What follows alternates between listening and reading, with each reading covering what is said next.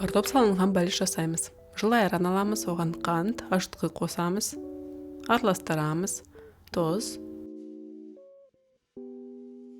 Оны салып,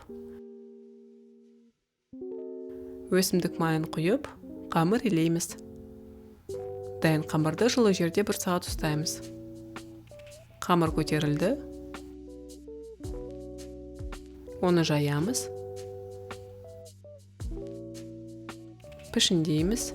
Ішіне салманы саламыз. Піскен картоп пен пияздан құралған. Бекітеміз. Тағы да 30 минут күтеміз. Бәліштің үстіне жұмыртқа сарыуызын жағып, пеште 20-25 минут пісіреміз. Бәліштеріміз дайын болды. Астарыңыз дәмді болсын. Сіздермен бірге болған Дания.